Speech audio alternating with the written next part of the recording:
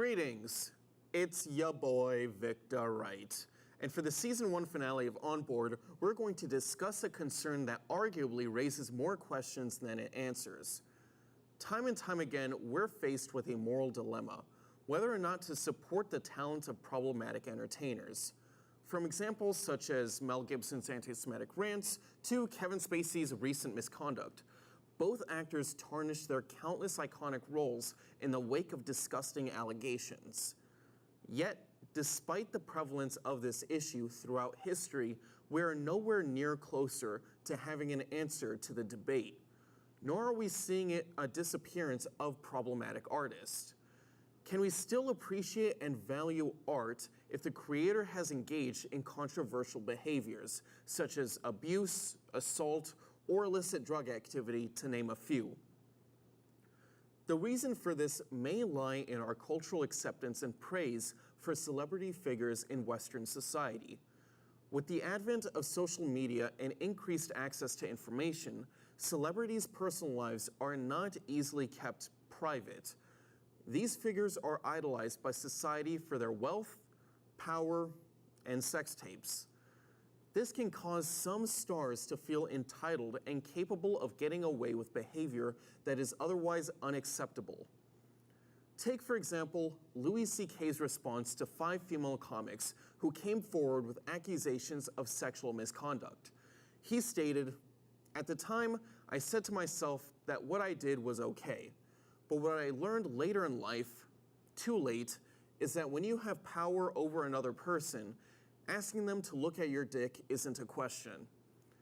He later went on to say that he could hardly wrap his head around the hurt he had brought on people. But at the time, he never had a problem wrapping his hand around his penis in the direction of these women. The decision to support an artist is contingent upon several moral and ethical judgments. There are no wrong or right answers to the debate, simply because they lie in moral relativity, where judgments are true or false only relative to some particular standpoint, and that no standpoint is privileged over another.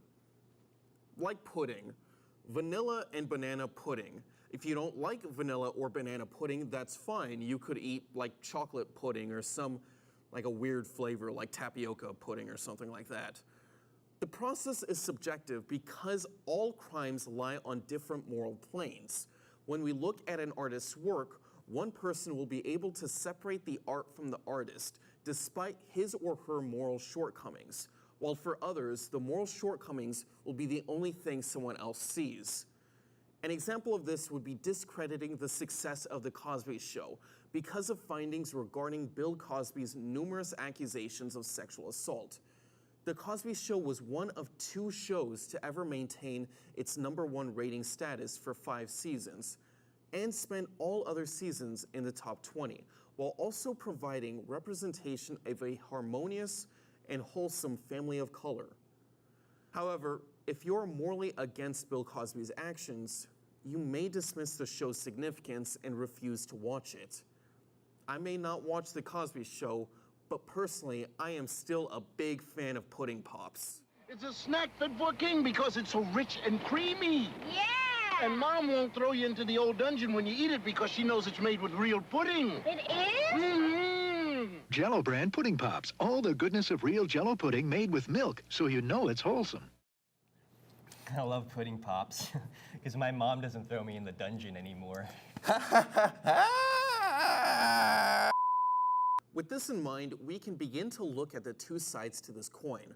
To clarify, the points we bring up on either side are not the only points of contention, nor does everyone who supports either side believe absolutely in each point we make. Yes, you can appreciate the art.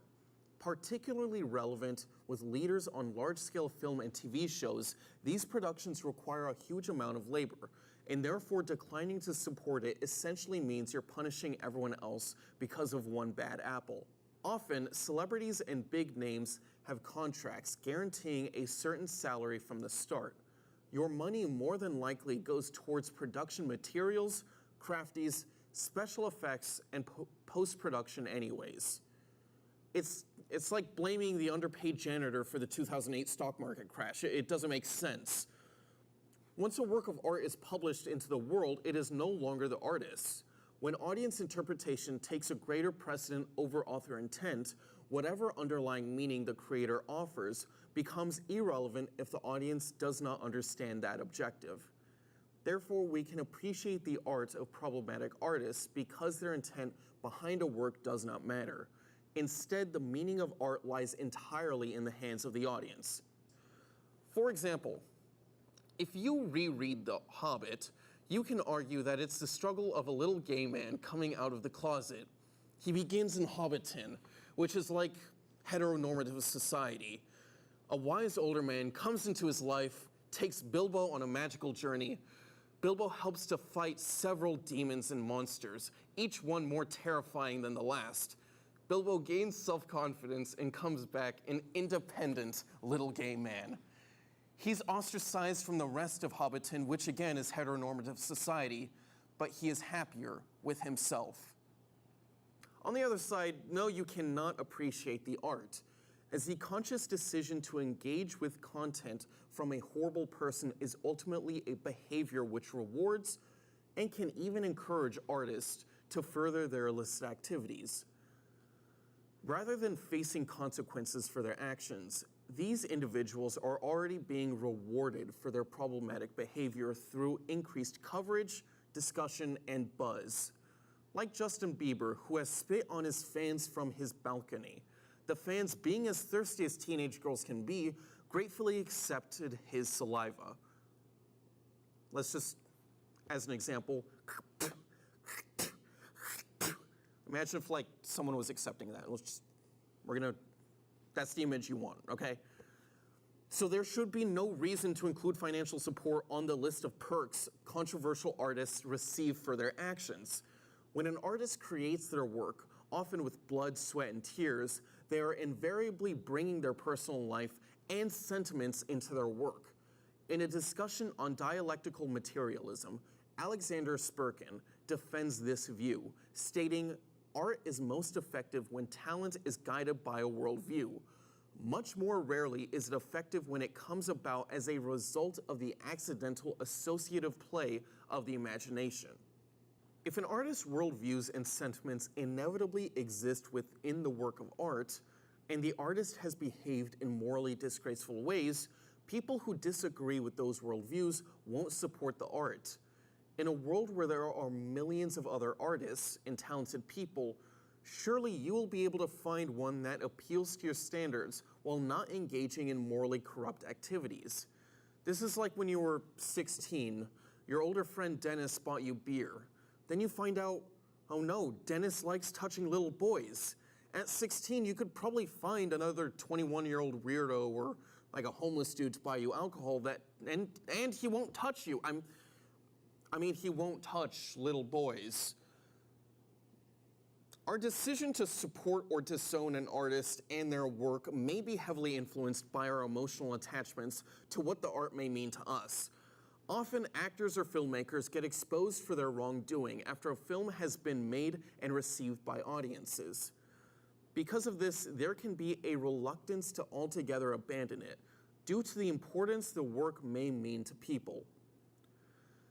Additionally, it can be easier to make judgments on a work of art which has had significant time to be removed from the cultural context with which it was created. Because we can interpret art in many different ways, we should not be so fast to discredit the art of problematic artists.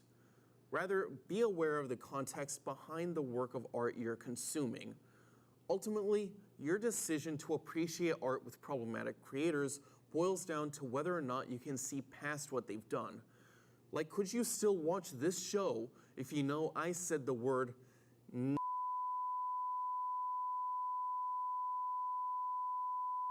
The artist is a distant figure that remains unaffected by your decision to provide support. Artists who fuck over other people's lives must be held accountable for their actions through the justice system. Simply because a great work of art may have much to offer to society does not mean the artist can be held to a deficient standard of morality. At the end of the day, talent may be a gift, but character is a choice. Thank Thanks for watching the show. I'm Victor Wright, and it has been wonderful getting you on board with everything going on in our world.